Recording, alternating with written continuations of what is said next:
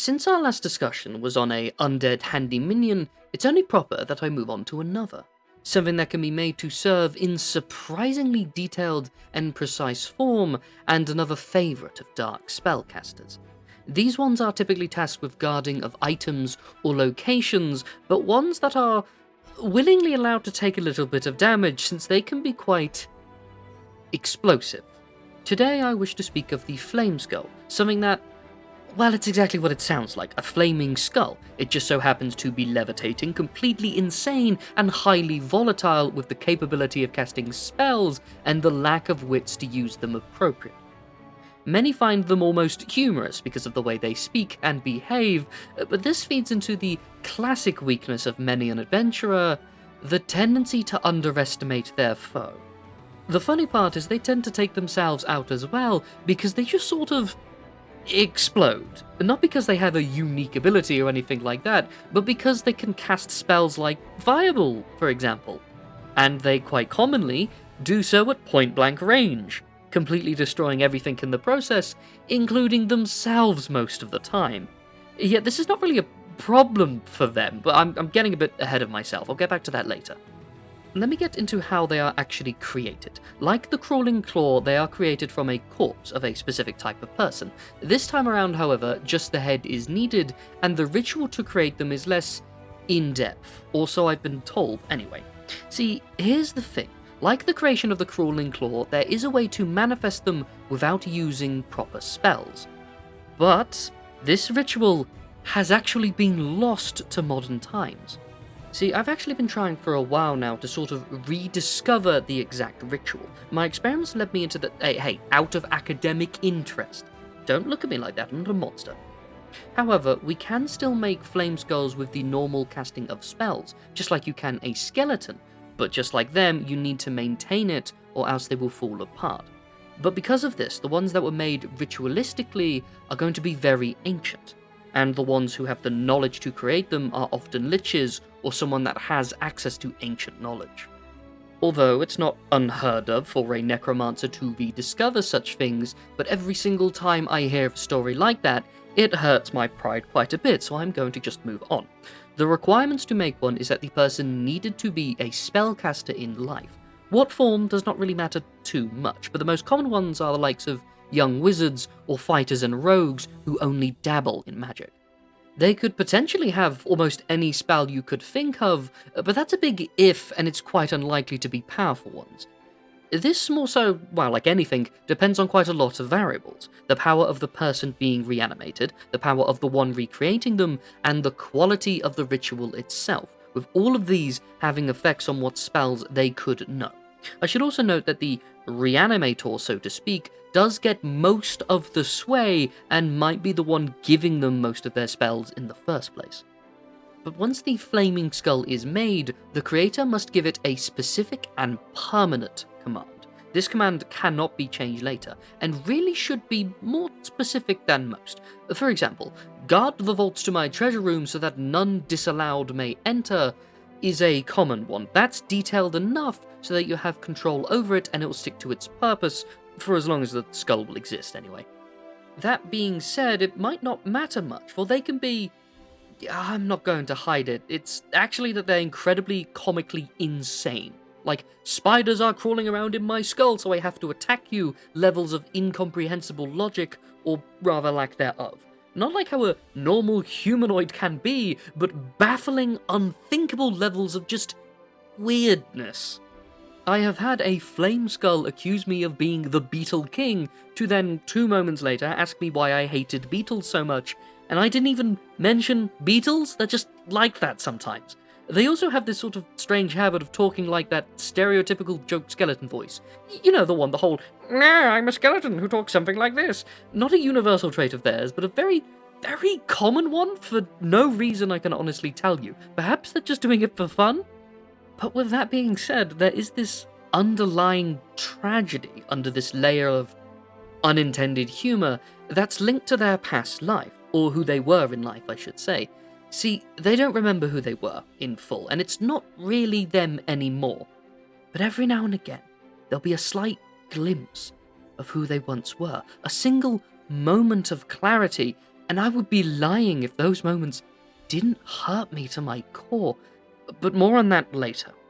For now, I wish to mention what happens when a Flameskull's objective fails, or if they are destroyed, ignoring the fact that they often destroy themselves from time to time. Say if they were ordered to guard a vault and were destroyed by adventurers who then plundered said vault, the skull failed its mission. But Flameskulls have the unique ability to just reforge themselves, and this only takes about an hour after they were destroyed. Here's the problem. If their order has failed after their said reforging, this means that the thing binding them to their master has ended, and so the skull is basically completely free to do whatever it wants, essentially letting it run rampant. There is, however, a way to destroy Flameskulls for good, and it's to splash holy water on them or to cast either Dispel Magic or Remove Curse on the inanimate skull while it's destroyed. Let me now go into greater detail on what they could potentially be capable of. See, as I said before, they can cast any spell they knew in life, but a lich or more powerful person who uses undead is rarely ever going to reanimate a powerful spellcaster as a Flameskull, since they can be turned into all sorts of things that are far more powerful creatures. So they often only turn weaker casters into Flameskulls and give them some spells that they may be lacking. And because of the fact that Flameskulls are also aware of the fact that they will come back after an hour if destroyed, it results in them being more than willing to do insane tactical moves, as I said before. There is a reason they are famed for using Fireball at point-blank range. It's not a rule or just part of their nature that leads them to do this, it's just that most of them find it funny. And when they reform after doing this, you'll probably know immediately, since the first thing you're going to hear is their laughter. They do also have a regular ray attack that they will use more commonly instead of their self-immolation explosion attack they're so famed for, but you're not going to remember that one nearly as much because it didn't destroy the whole room with it and burn one of your favourite robes to the point where you can't fully restore it even with magic. Yes, I am still mad about it, can you tell? Anyway, let me move on to the tale I have of a Flameskull, and it's more so on the sadder side, despite the nature of these creatures, I'm afraid. I've been adventuring for a while, and like always, many parties and groups come and go, and so I've been a member of many of them over the years. They fall apart for all sorts of reasons, but sometimes it is just the death of one member that leads to the whole party disbanding. See, one time, closer to the beginning of my career, I was with a party tasked with the destruction of a very powerful necromancer, who was trying to become a new form of lich. He failed in this, obviously, but during one of our many skirmishes, he managed to kill one member of the party, a rogue. He was an arcane trickster, and the necromancer managed to teleport away with their body, making us unable to save them. This affected the cleric of our party the most, for unbeknownst to me at the time, she actually had a romantic relationship with the rogue. So we struggled to find their lair, and after some time, we arrived there, only to see it guarded by a group of Flameskulls, who we dispatched of quite quickly, actually. We then wandered into the lair, only to find that it in little way helped us at all. But by the time we were leaving, the skulls had reformed themselves, only for one of them to recognize our cleric. He even said her name. With us raiding the lair of the Flameskulls, they were free, and we permanently destroyed all of them but this one, for clear reasons. The problem was that the cleric was now obsessed with finding a way of bringing back the rogue, but we were all powerless to do so, since our spells were far beyond the power needed to resurrect him at the time. This resulted in us trying all sorts of things in order to bring them back, and it all just felt fruitless. All of my knowledge of the arcane, all of their faith, and there was nothing we could do. But the worst part, and the part that I cannot undersell how grating it was the actual rogue turned into a skull. For it was them. I could feel it. Every now and again, a little sliver of them was there, and it would just fade away for hours at a time. This happened quite a lot, but I remember one moment, a moment burned into my very mind, where I had to calm the skull down. He was setting fire to half the manor because he was trying to burn a spider, so I had to magically hold him down, and there was just a moment. He snapped. He was back. I could hear that he wanted to cry, but a skull cannot do such a thing. All he said to me was, "I'm sorry. I failed you. I failed her." What have I become? And I didn't know what to say to him, so I just held him for one moment.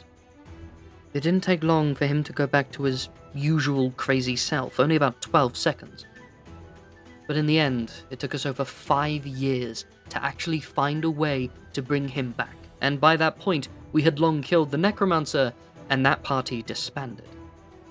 But now, both the rogue and the cleric have both retired, and they now live in a tiny cottage together, nowhere near any major city.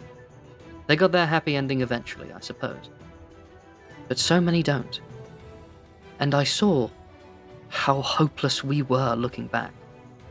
And now that I am older and wiser, I try to help those who are in similar situations. It's probably why I try to share all this knowledge with you. There's always... I'm rambling again. You probably don't want to hear any of these thoughts. Let me get back on topic. The Flameskull is something that is encountered quite often, and is almost humorous due to its slightly absurd nature, but people forget how even the smallest of creatures can have such a drastic impact. And I hope you see that too now. You know what? I've not visited that couple in almost 3 years now. I think I'm overdue, so I'm going to invite myself around for a cup of tea, I imagine. But you know what? You have a good one, friend. We shall speak again of that, I'm sure. Thank you for listening to my tales. I'm the Ashspawn. Feel free to leave a like, comment, or subscribe. It would really mean a lot to me. But, till next time, me, fellow traveller, have a good day.